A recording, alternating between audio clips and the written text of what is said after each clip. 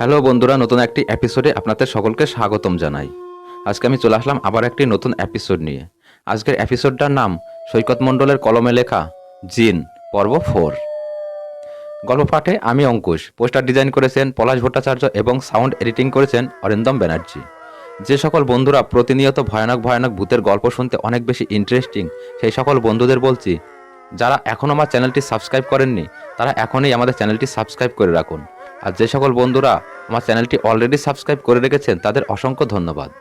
কারণ আমরা প্রতিনিয়ত ভয়ানক ভয়ানক ভূতের গল্প আপলোড করে থাকি, আর সেই গল্প সবার প্রথমে আপনার কাছে পৌঁছে যাবে। তো চলুন বেশি কথা না বাড়িয়ে মন দিয়ে গল্পটা শুনি। ফজরের আজানের প্রায় 1 ঘন্টা আগে ইমাম সাহেবের প্রস্রাবে চাপ দিয়েছে। তিনি অসুস্থ শরীর নিয়ে প্রস্রাব সেরে পুকুরে অজু করে উঠতে যাবেন, তখন মনে হলো পড়ে যাচ্ছেন। চোখে কিছুই দেখতে পাচ্ছেন না, মাথা কেন জানি ঘুরছে, অজ্ঞান হয়ে পানিতে পড়ে যাবেন। এমন সময় কেউ একজন এসে ধরে ফেলল। ইমাম সাহেব আবসা আবসা দেখছেন মানুষটাকে। ওনাকে পুকুরের সিঁড়িতে বসিয়ে মাথায় একটু জল দিয়ে বলল, এখন ঠিক আছেন তো? ইমাম সাহেব বিড়বিড় করে বললেন, কে কে আপনি? এই গায়ে তো কোনোদিন আপনাকে দেখিনি। 20 বছর যাবৎ আপনার পিছনেই নামাজ পড়ি ইমাম সাহেব। আমি জিন্নে মুমিন। ইমাম সাহেব খুব বেশি অবাক হলেন না। জিন্নে মুমিন এভাবে নামাজ পড়ে বলে তিনি আগেও শুনেছেন, কিন্তু খুব আগ্রহ নিয়ে ইমাম সাহেব জিন্নে মুমিনের দিকে তাকাচ্ছেন। সাদা ধবধবে দাড়ি, সাদা পাঞ্জাবি ও পায়জামা। ইমাম সাহেব, জি বলুন, আপনার কি খুব আর্থিক সমস্যা? ইমাম সাহেব কোনো উত্তর দিল না।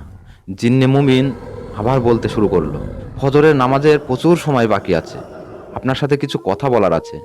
ইমাম হিসাবে আপনি আমার খুব পছন্দের একজন মানুষ, আপনার খোঁজ খবর আমি রাখি। মানবের প্রতি আমার মতো জিন্নে মুমিনদের অগাধ ভালোবাসা আছে। এর কারণ কি জানেন ইমাম সাহেব? না, কারণটা হলো এই যে আমরা জিন্নে মুমিনরা নামাজ পড়ি, নামাজে কুরআন পড়ি। সেই কুরআন জিনের উপর নাজিল হয়নি, হয়েছে নবী মুহাম্মদ এর উপরে। সেই নবীকে আমরা জিন্নে মুমিনরা ভালোবাসি, তাহলে ওনার স্বজাতি মানবকে কেন ভালোবাসবো না? ইমাম সাহেব, আপনার জন্য একটা কাজ নিয়ে এসেছি, আপনার আর্থিক সচ্ছলতা ফিরে আসবে। ইমাম সাহেব বলল, আমি ইমামতি ছাড়া আর কোনো কাজ করব না। আপনি ইমামতি করবেন, সাথে মানুষের উপকারও করবেন, খারাপ জিন থেকে মানুষকে রক্ষা করবেন। আমাদের জিন্নে মুমিনদের একটা সংগঠন আছে, সেটার নাম আদম সেবা সংগঠন। সংগঠন ভালো জিনিস। নবীজির হিলফুল ফুজুল নামে একটা সংগঠন ছিল।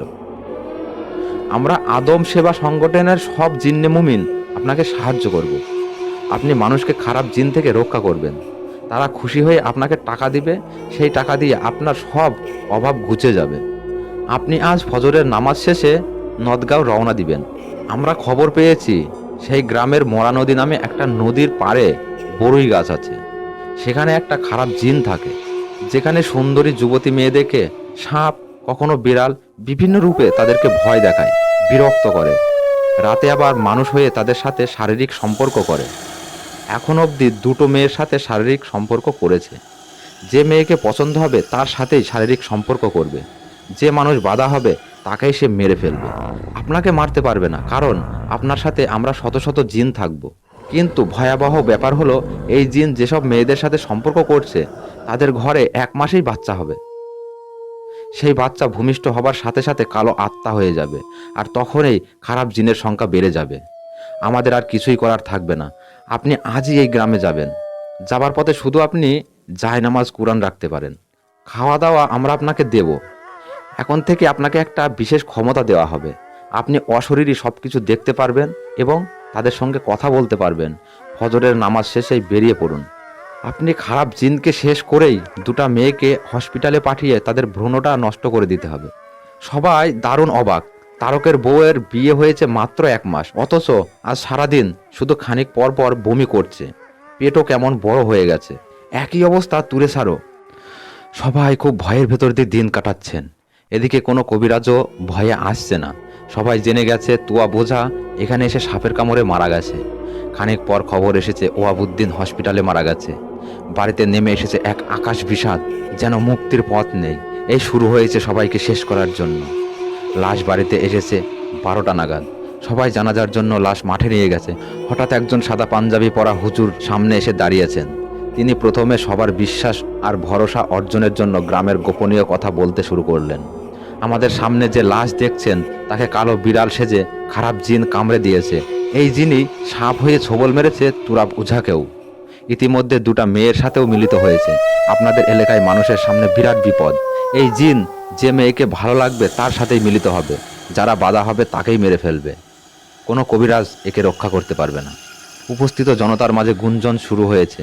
সবাই খুব আগ্রহ নিয়ে শুনছে হুজুরের কথা। এরা ভণ্ড পীরের কথা বিশ্বাস করে, আর সামনে তো সত্যিকারের একজন ক্ষমতার মানুষ দাঁড়িয়ে আছে, যার পেছনে আছে শত শত জিনের শক্তি। হুজুর আবার বলতে শুরু করলেন, আপনারা সবাই জানাজা পড়ে মরা নদীর পাড়ে যাবেন। জিনকে বোতলে বন্দি করা হবে। নদগাঁয়ের নারী পুরুষ সব মরা নদীর পাড়ে উপস্থিত হয়েছে। ইমাম সাহেব বরুই গাছের নিচে জায়নামাজ বিছিয়ে বসেছেন। উনি চোখ বন্ধ করে জিন্নে মুমিনদের ডাকলেন। এলাকার মানুষ খুব আগ্রহে তাকিয়ে আছে। খানিক পরে সবাই শরীরে গরম হাওয়া অনুভব করলো। পরিবেশ, বাতাস সবকিছু যেন কেমন অন্যরকম লাগছে। হঠাৎ করে সবাই দেখলো বরুই গাছের ঝাঁকুনি। দেখেই মনে হচ্ছে গাছে অশরীরী ধস্তাধস্তি হচ্ছে।